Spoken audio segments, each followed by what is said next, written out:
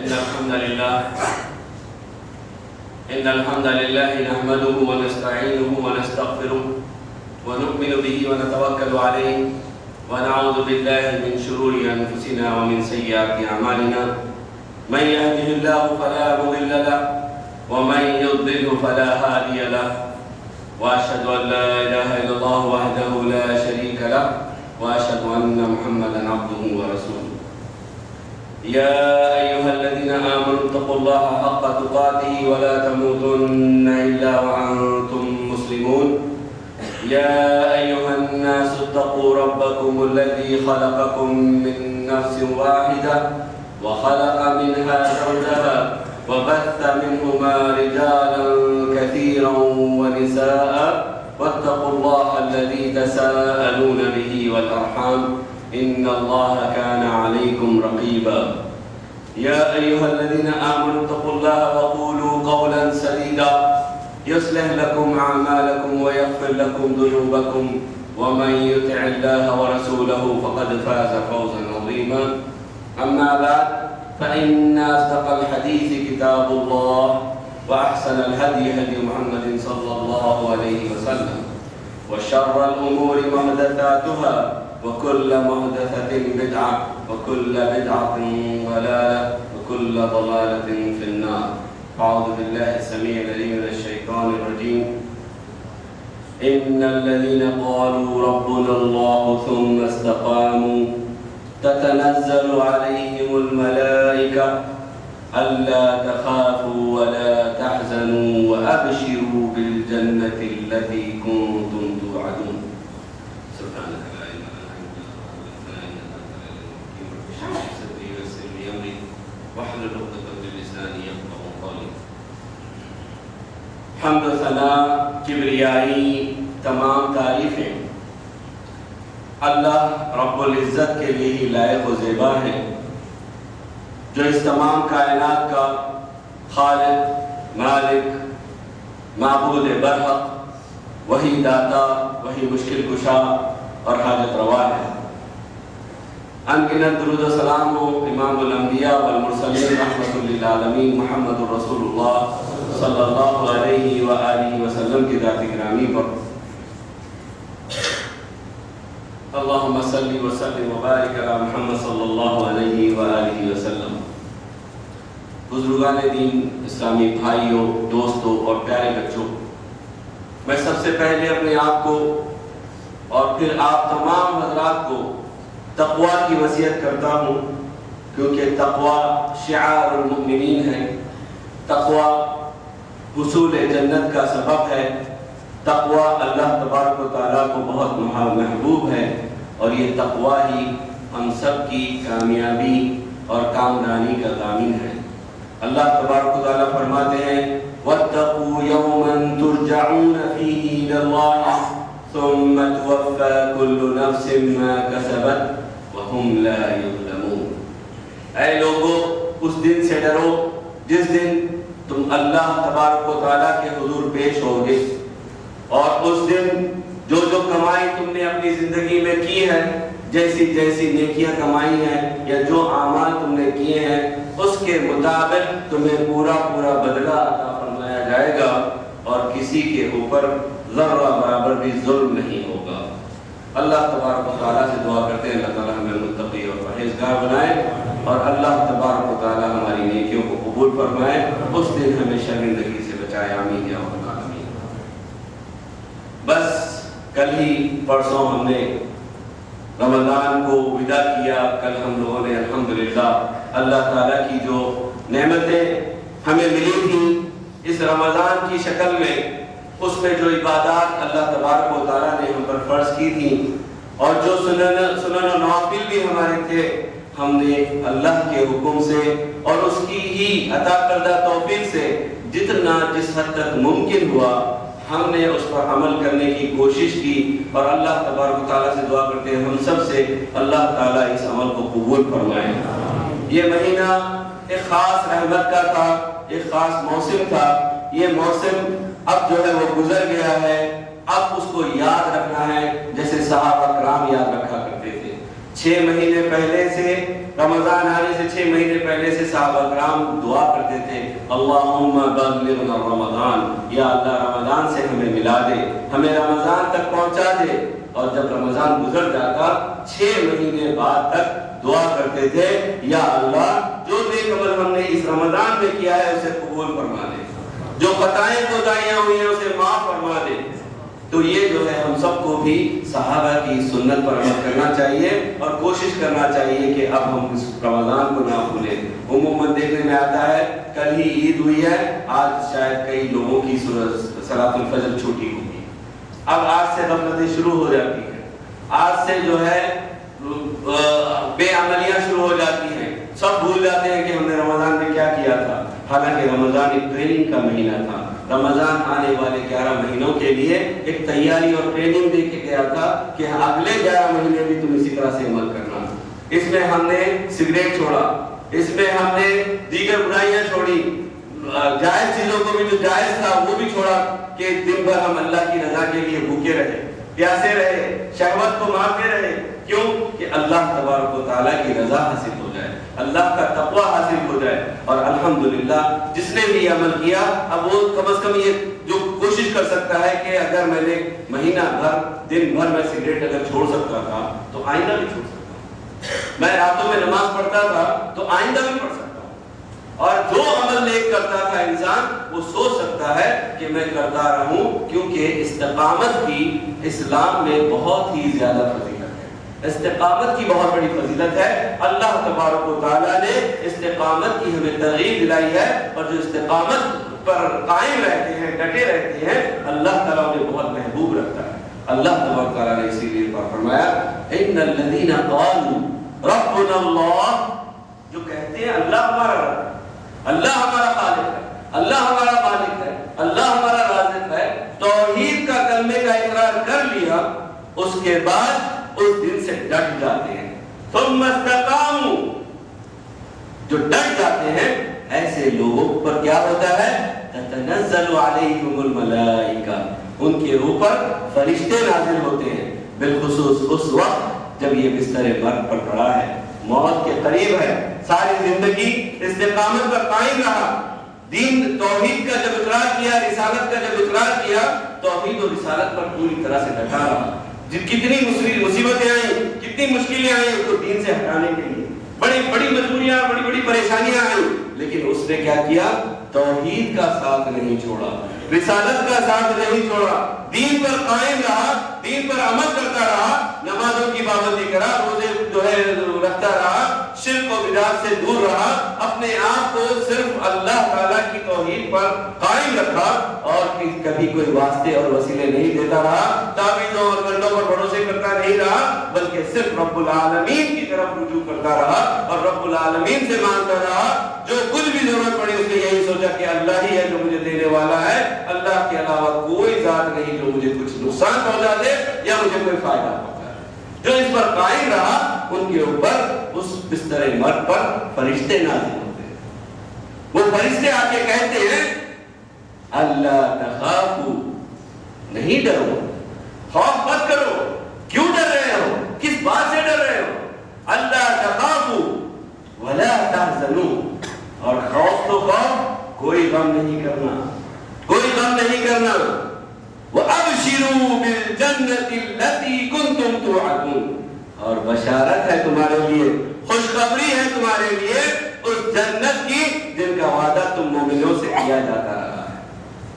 خوف کا جو تعلق ہوتا ہے وہ مستقبل سے ہوتا ہے، آنے والے وقت سے ہوتا ہے۔ آپ جب اگر آپ جو ہے اپنے اپنے ملکوں سے جب ایک نئے ملک کے لیے نکلے ہوں گے، جب یہ ویزا وغیرہ کی تیاری کی اور جب جانے والے ہوں گے، تب آپ بھی ڈر رہے تھے ہوں گے اور آپ کی فیملی بھی ڈر رہی تھی ہوگی، آپ کے قرب و جوار کے لوگ بھی ڈر رہے تھے ہوں گے کہ پتہ نہیں وہاں جائیں گے تو کیسی زندگی ملے گی، کیا ماحول ہوگا، کیسا ہوگا، کیا صورتحال میرے کو پیش آئے گی، کیا مشکلات ہوں گی۔ یہ ڈر ہر کسی کو ہوتا ہے، اور یہی ڈر موت کے وقت بھی ہوتا ہے کہ میرے جانے کے بعد پتہ نہیں میرے ساتھ کیا معاملہ ہونے والا ہے، قبر میں کیا ہوگا اور وہاں کیا ہوگا مجھے نہیں معلوم۔ خواہ وہ عمل کرتا رہا ہے، صحابہ کرام کتنا ڈرتے تھے، اللہ کے نبی ڈرتے تھے، جو نبی اور پیغمبر اور معصوم ہیں، اور تو ڈر ہونا ہی چاہیے، ہونا یقینی اور فطری چیز ہے، ہونا چاہیے. لیکن ایسے میں جب یہ ڈر رہے ہو، اور غم کس بات کا کہ میں اس بیوی کو جو چھوڑ کے جانے والا ہوں یہ بیوہ ہونے والی ہے، یہ جو بچے یتیم ہونے والے ہیں، ان سب کا کون خیال کرے گا؟ ایک فکر ہوتی ہے انسان، کون کرے گا؟ کیا صورتحال ہوگی؟ یتیموں کا ہم ہاتھ دیتے رہتے، کیسے کیسے مسائل سے گزرتے ہوتے. تو اب ہمیں ڈر ہو رہا ہے، ہمیں خوف ہو رہا ہے جو بستر مرگ پر ہے، اگر وہ واقعی استقامت پر قائم رہا زندگی بھر تو اللہ تعالیٰ کی طرف سے بشارت لے کے فرشتے نازل ہوتے اور کہتے ہیں کہ نہیں ڈرو، آگے جو تم جا رہے ہو وہاں بھی تمہاری منزل بہترین ہے، اور جو تمہیں جن کو تم چھوڑے جا رہے ہو تم کو ان کی فکر کی ضرورت نہیں ہے، ان کا اللہ تعالیٰ خیال کرنے والا ہے، ان کو اللہ ضائع نہیں کرے گا، ان کو پریشان نہیں کرے گا. تم سے بہتر تمہارے لیے تم جتنا کر سکتے تھے اس سے کہیں زیادہ، اور تم جو سوچ بھی نہیں سکتے ایسی بہترین چیزیں ان کے لیے بھی ہیں اور تمہارے لیے بھی بہترین چیزیں تیار کر کے رکھی ہوئی ہیں. وَأَبْشِرُوا بِالْجَنَّةِ الَّتِي كُنتُمْ تُوعَدُونَ، تمہیں جنت کی بشارت سنائی جاتی ہے، جنت تمہارا انتظار کر رہی ہے جس کا تمہیں وعدہ کیا گیا تھا. اسی طرح سے اللہ تبارک و تعالیٰ نے ایک اور آیت میں فرمایا، اللہ نے فرمایا الا المصلین الذین علی صلاتهم دائمون، سورۃ المعارج آیت نمبر 22. کیا فرماتے ہیں اللہ؟ سوائے نمازیوں کے جو نمازوں پر ہمیشگی اختیار کرتے رہے ان کو کسی بات کا ڈر ہو.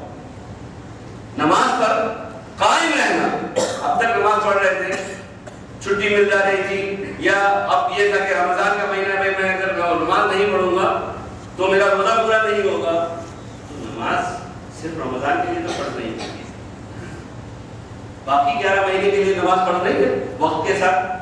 ان الصلاۃ کانت علی المؤمنین کتابا موقوتا، نماز تمام مومنین پر، اس امت کے نہیں بلکہ آدم علیہ السلام سے لے کے اب تک اور قیامت تک سب کے اوپر نماز کو وقت کے ساتھ مقرر کیا گیا تھا.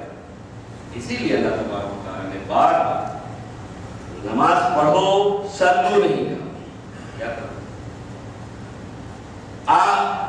اقیموا الصلاۃ وآتوا الزکاۃ، نماز قائم کرو اور زکات دیتے رہو. اور ایسے لوگوں کے لیے کامیابی ہے، یہ مومن نے کہا. تو یہی مومنین ہیں جو نماز کو قائم کریں گے. اب نماز نہیں چھوٹنی چاہیے. اب تک جیسے ہم لوگ رمضان میں پابند رہے ہیں، اب استقامت کی ضرورت ہے. باقی کے 11 مہینے اس کو برقرار رکھیں. اسی طرح سے فرض روزے کے تو ہم نے رکھ لیے، اب آئندہ جو آنے والے ہیں 6 روزے شوال کے، اللہ کے نبی نے اس کی ترغیب دلائی. وہ 6 روزے رکھنے کے ساتھ ساتھ ہم اللہ کے نبی کی سنت پر عمل کرتے ہوئے، کبھی پیر اور جمعرات کو نبی رکھا کرتے تھے، ہم بھی کوشش کریں گے کہ پیر اور جمعرات. اسی طرح سے 13 اور 14 اور 15 ہر چاند کے مہینے سے، انگریزی مہینے سے، چاند کے مہینے سے 13 14 15 کو اللہ کے نبی صلی اللہ علیہ وسلم روزہ رکھتے ہیں. ہم بھی اس پہ روزہ رکھنے کی کوشش کریں گے. اس کے علاوہ جو ہم سے نوافل ہو سکتے ہیں، اللہ کی رضا کے لیے کوئی بھی روزہ رکھے گا انشاءاللہ یہ سب مسنون عمل ہے اور یہ اللہ تعالیٰ کو بہت زیادہ محبوب ہے. اسی طرح اللہ کے نبی صلی اللہ علیہ وسلم نے فرمایا، اللہ تبارک و تعالیٰ کو وَاعْلَمُوا أَنَّ أَحَبَّ الْعَمَلِ إِلَى اللَّهِ تَدَاوَمُ أَدْوَمُهُ وَإِنْ قَلَّ، أَدْوَمُهُ وَإِنْ قَلَّ. کہتے ہیں اللہ کے نبی صلی اللہ علیہ وسلم، اے مومنو جان لو اللہ تعالیٰ کے نزدیک سب سے محبوب عمل وہ عمل ہے جو ہمیشگی کے ساتھ کیا جائے، خواہ تھوڑا ہو. ہمیشگی اختیار کرنی چاہیے. اگر ہم صدقہ دیتے تھے تھوڑا ہی صحیح، اس کو برقرار رکھیں. نماز میں پڑھتے تھے نوافل، فرائض کے علاوہ نوافل پڑھتے تھے تو تھوڑا ہی صحیح اس کو برقرار رکھیں. ہو سکا بڑھائیں لیکن اس کو گھٹائیں، استقامت اختیار کریں. اسی طرح جو نیکیاں کرتے رہے نیکیوں پر استقامت، اور جو برائیوں سے بچتے تھے ان برائیوں سے بچنے میں استقامت. سگریٹ نہیں پیا، فلمیں نہیں دیکھی، ٹی وی پر پردہ ڈال کے رکھا کہ رمضان کے مہینے میں ٹی وی دیکھیں گے تو پتہ نہیں گناہ ہوگا، یہ ہوگا. تو اب کیوں ٹی وی کھول دیا؟ اب کیوں برائیاں شروع ہو گئی؟ پہلے جھوٹ نہیں بولتا تھا کہ میں روزے میں ہوں میرا روزہ ٹوٹ جائے گا، اب باقی 11 مہینے کیوں جھوٹ ہوتا ہے؟ اب کوشش کرے انسان کہ اب میں جو ہے جھوٹ نہیں بولوں گا، اب میں برائی نہیں کروں گا، اب میں گناہ نہیں کروں گا، اور جس چیز پہ عمل کرتا تھا اس کو کثرت سے بڑھاؤں گا۔ اما عائشہ رضی اللہ تعالیٰ عنہ کہتی ہیں کان النبی صلی اللہ علیہ وسلم اذا صلی صلاۃ احب ان یداوم علیہا، کہتی ہے کہ اللہ کے نبی صلی اللہ علیہ وسلم کبھی نماز پڑھنا شروع کر دیتے، جو بھی نماز پڑھنا شروع کرتے تھے تو محبت رکھتے تھے، پسند فرماتے تھے کہ میں اس پہ ہمیشگی اختیار کروں اور مداومت اختیار کروں۔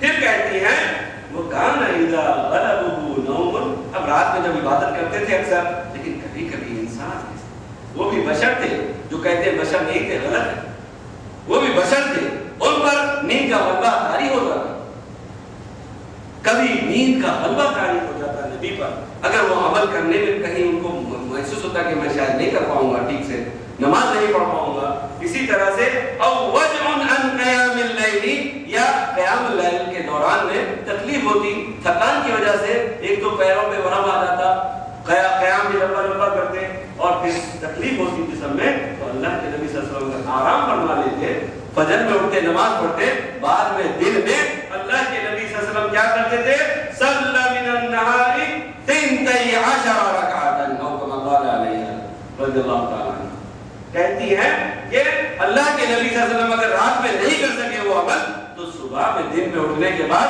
12 رکعت پڑھتے تھے اللہ کے نبی، کہ جو رات کی چھوٹ رہی ہے میں دن میں مکمل کر دوں۔ یہ عمل ہمارا بھی ہونا چاہیے، ہم سے ایک دفعہ سنت چھوٹ جائے، ہم سے ایک دفعہ نفل چھوٹ جائے، حتیٰ کہ فرض چھوٹ جائے تو بعد میں کمپنسیٹ کرنے کو بڑا مشکل کرتے ہیں، سوچتے ہیں کہ اب چھوٹ گئی تو چھوٹ گئی، نہیں، فرض نماز تو چھوٹی تو کبھی معاف ہونے والی نہیں، کبھی معاف ہونے والی نہیں ہے، یاد اگر ہے تو اس کو پڑھ لینا چاہیے، اور اگر یاد نہیں ہے تب بھی کثرت سے نوافل پڑھے، کیونکہ قیامت کے روز سب سے پہلے جو سوال ہوگا وہ نماز کے بارے میں ہوگا، اور اگر نماز کم رہی ہوگی فرائض، اللہ تعالیٰ کی رحمت یہ ہوگی، اللہ تعالیٰ فرمائے گا اپنے فرشتوں سے جاؤ میرے بندے کی سنتیں دیکھو، اور اگر وہ سنتیں پوری کیا ہے اور سنتیں ٹھیک سے پڑھتا رہا ہے تو اس کی سنتوں کو فرض بنا کے ڈالے، اور اگر وہ سنتوں میں بھی کہیں جا کے کمی آ گئی یا بات قبول نہیں ہوئی ہماری نمازیں، اگر ہمارے عمل، کیونکہ ہم کیسے پڑھتے ہیں، کدھر رکوع کدھر سجدہ،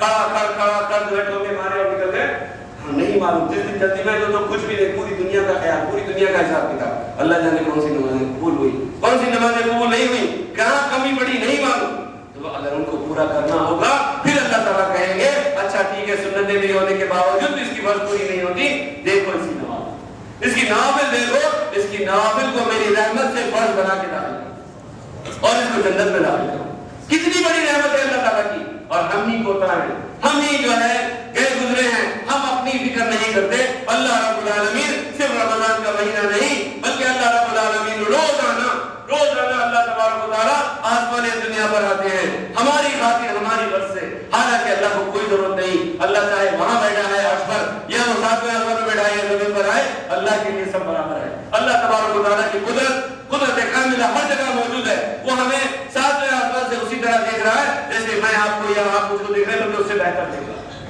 اس سے بہتر دیکھ رہا ہے، اور یہی نہیں زمین کے آخری تہہ میں بھی اگر کوئی کالا پتھر ہے، اس کے نیچے کالا کیڑا اگر چل رہا ہے، اس کو بھی اللہ تعالیٰ اسی طرح سے دیکھ رہا ہے جیسے آپ کو اور مجھے دیکھ رہا ہے۔ اللہ تبارک و تعالیٰ ہر چیز پر دیکھنے کی قدرت رکھتا ہے، ہر چیز کو سننے کی قدرت رکھتا ہے، اس کی ضرورتوں کو پوری کرنے کی جو ہے پوری قدرت رکھتا ہے، لیکن باوجود اس کے اللہ تعالیٰ کیا کرتا ہے، روزانہ ہماری خاطر، ہماری فکر میں آسمانی دنیا پر آتا ہے، آ کے روزانہ 2/3 رات میں ہمیں پکارتا ہے اور کہتا ہے تم میں سے کوئی جو مجھ سے کچھ مانگے میں اسے عطا کر دوں۔ ہمیں فکر نہیں، ہم سو رہے ہیں، خراٹے مار رہے ہیں، لیکن اللہ تبارک و تعالیٰ ہماری فکر میں آیا، ہمارے لیے آسمانی دنیا پر آیا ہے، حدیث صحیح ہے، اس کے اندر شک کی کوئی بات نہیں، شک کی کوئی گنجائش نہیں، اور اللہ تبارک و تعالیٰ کیا کہہ رہا ہے، پکار کے کہہ رہا ہے تم میں سے کوئی مغفرت طلب کرنے والا، اٹھو مغفرت طلب کرو، میں تمہیں معاف کرنے کے لیے آیا، اٹھو تم مجھ سے رزق مانگو، تم اپنے لیے جو ہے، تم اپنے لیے جو کچھ بھی تمہاری ضرورت ہے تم مانگو، میں تمہیں دینے کے لیے آیا ہوں، لیکن ہم کہتے ہیں نہیں آپ جائیے سو جائیے، ہم سو رہے ہیں، ہم آپ جا کے اپنے عرش پر بیٹھیں، یہ ہماری غفلت ہے۔ اللہ تعالیٰ ہمیں معاف فرمائے اور ہمیں نمازوں کا پابند بنائے، اور خاص طور سے فرائض کے ساتھ ساتھ صلاۃ تہجد نبی کریم صلی اللہ علیہ وسلم نے کبھی نہیں چھوڑی. اگر چھوٹی ہے کسی دن تھکان کی وجہ سے تو نبی نے دن میں مکمل کر دی. اور عبداللہ بن عباس رضی اللہ عنہ سے پوچھا گیا کہ اگر میں رات کا جو عمل کرتا ہوں اگر میں نہ کر سکوں یا بھول جاؤں یہ تو کیا کروں؟ تو کہا کہ تم دن میں کر لو. اگر دن کے اگر تم ذکر و اذکار تم ہمیشہ کرتے تھے یا نوافل پڑھتے تھے اگر وہ چھوٹ جائے تو تم رات میں پورا کرو. عبداللہ بن عباس رضی اللہ تعالیٰ عنہ جو عالم امہ ہیں, مفتی عالم امہ ہیں, وہ کہتے ہیں کہ جو ہے تم صبح میں اگر نہیں کر سکے تو شام میں کر لیا کرو, رات میں نہیں کر سکے تو صبح میں کر لو, لیکن چھوڑو مت. یہ تو سنت نوافل کی بات ہے, تو فرائض کسے ہم چھوڑ سکتے؟ فرائض کی تو ہمیں پابندی کرنی ہی کرنی ہے, اور جو فرائض اگر پورے نہیں کرے گا تو پھر وہ مومنین کی صف میں داخل نہیں ہوگا. اللہ تبارک و تعالیٰ سے دعا کرتے ہیں جو کچھ کہا ہے سنا گیا ہے اس پر ہمیں عمل کرنے کی توفیق عطا فرمائے, اور اللہ تعالیٰ ہمیں استقامت عطا فرمائے, استقامت عطا فرمائے ہم سب کو. آمین یا رب العالمین. اقول قولی ھذا واستغفر اللہ لی ولکم ولسائر المسلمین فاستغفروہ انہ هو الغفور.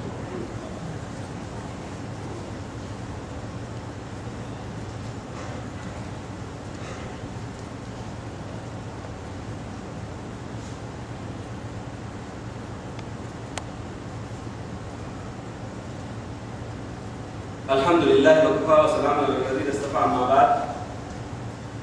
ام حبیبہ رضی اللہ تعالی عنہ کہتی ہیں قال رسول اللہ صلی اللہ علیہ وسلم من صلى اربعا قبل الظہر واربعا بعد الظہر حرم اللہ لحمہ علی النار او کما قال علیہ السلام.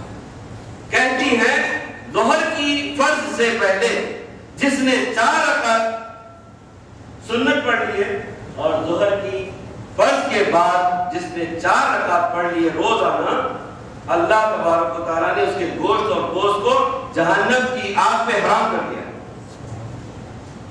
دیکھیے یہ سنتوں کا مقام ہے, فرض کی بات نہیں ہوئی. فرض کا کیا مقام ہوگا؟ فرض کرنے کے بعد فرض چھوڑ کے سنت پڑھو گے. فرض تو ہماری چھوٹ جاتی تھی دن بھر, لیکن تراویح کے لیے بڑے لگتے تھے, تہجد کے لیے بڑے دور دور سے بھاگ بھاگ کے جاتے ہیں. یعنی سنتوں کی نوافل کی اہمیت بہت زیادہ اور فرائض کی کم نہیں. فرائض کر کے پھر سنتوں کا وہ شوق ہونا چاہیے, پھر نوافل کا وہ شوق ہونا چاہیے. فرائض کو چھوٹنے نہ دیا جائے, اور ہو گئی کوتاہی فرائض میں اللہ سے توبہ استغفار کرتے رہیں, لیکن نماز نہ چھوڑیں, نماز مکمل کر کے توبہ استغفار کریں. اور پھر نوافل دن بھر میں, ایک اور حدیث میں آیا اللہ کے نبی صلی اللہ علیہ وسلم نے فرمایا دن بھر میں جو 12 سنتیں جو پڑھ لیتا ہے اللہ تبارک و تعالیٰ اس کے لیے جنت میں گھر بنا دے. تو 12 سنتوں کا اہتمام کریں. اس کے ساتھ میں یہ جو ہے آپ کو جو کہا جا رہا ہے اس کے اندر جو ہے وہ بعد کی 2 رکعت موجود ہے, اس میں بعد کی 2 رکعت موجود ہے, لیکن یہاں 4 کی بات آئی ہے. 8 تو یہی ہو گئے, 8 اس کا بھی اگر ہم کرتے رہیں گے جہنم کی آگ سے ہمارا گوشت بچ جائے گا. یعنی جہنم چھو نہیں سکے گی, جہنم کی آگ ہمیں نہیں چھو سکے گی. اس سے بڑا ہمیں کیا چاہیے؟ ہم یہاں کی گرمی چھوٹی سی اگر 2 منٹ 10 منٹ باہر ٹہلنا پڑ جائے نہیں برداشت کر سکتے, اس آگ کو ہم کیسے برداشت کر پائیں گے؟ اللہ تعالیٰ سے دعا کرتے ہیں اللہ تعالیٰ ہمیں توفیق عطا فرمائے.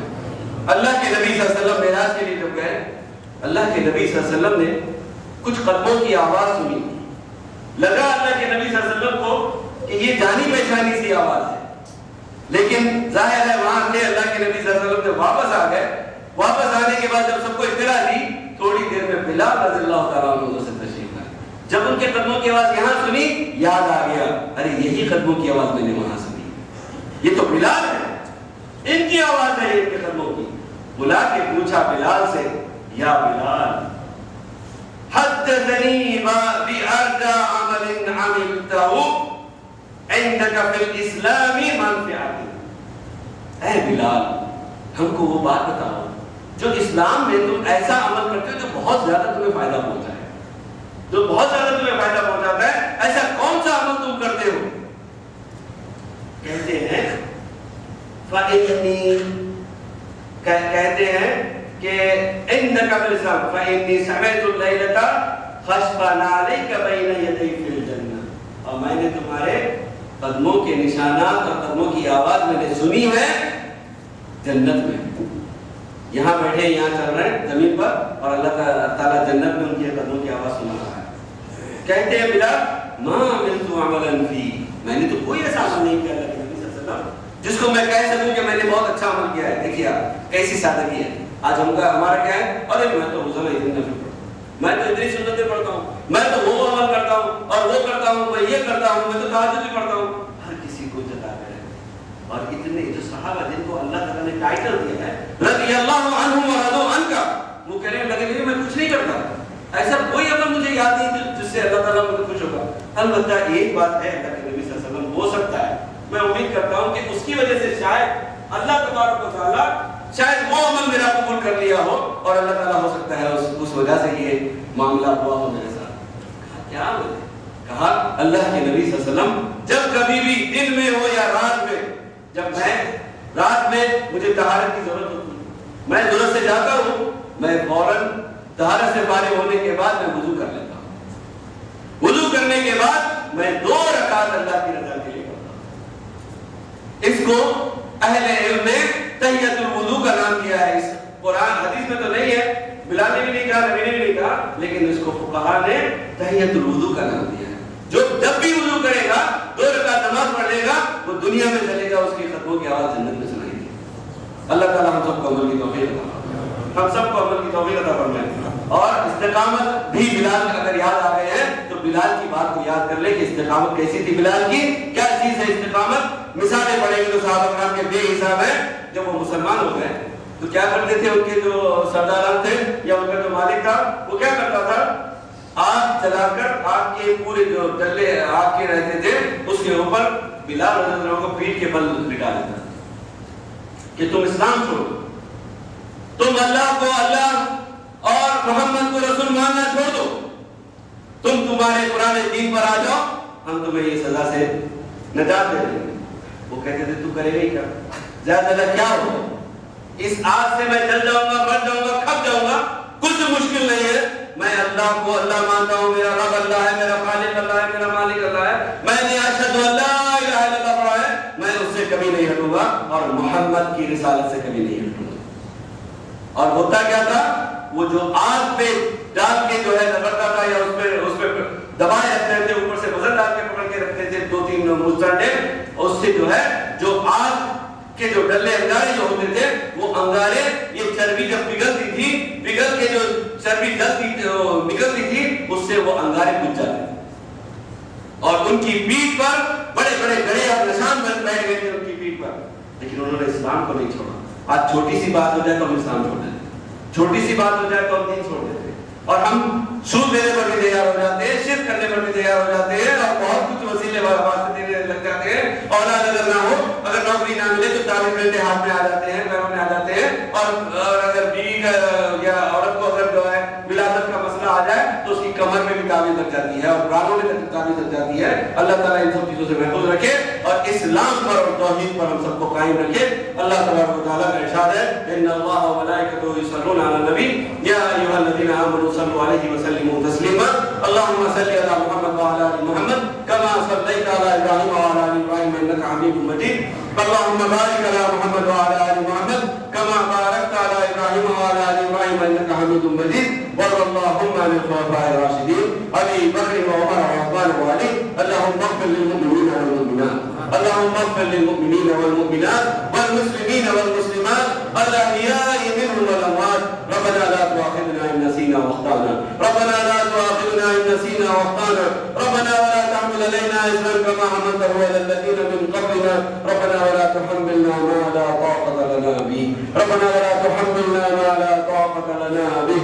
واعف عنا واعف عنا واعف عنا واغفر لنا وارحمنا واغفر لنا وارحمنا أنت مولانا فانصرنا على القوم الكافرين. آمين يا رب العالمين. ربنا ظلمنا أنفسنا وإن لم تغفر لنا وترحمنا لنكونن من الخاسرين.